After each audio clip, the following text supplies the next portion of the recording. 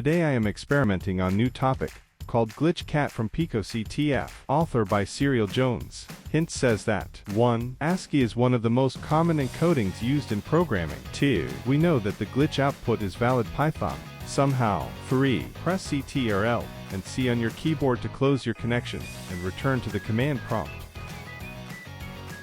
Now switching to Peacock directory.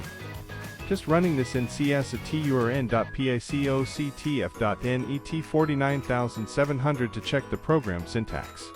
Here I showing some characters in hexadecimal. CH are defined as character and 0 into 61 is a hexadecimal digit.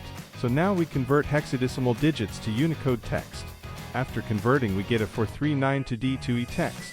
Run the program again and copy half of the flag, and compile hexadecimal into Unicode.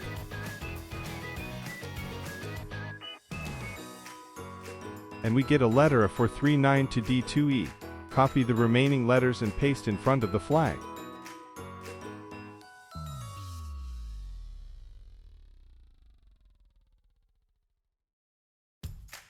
Now copy entire flag and paste and submit.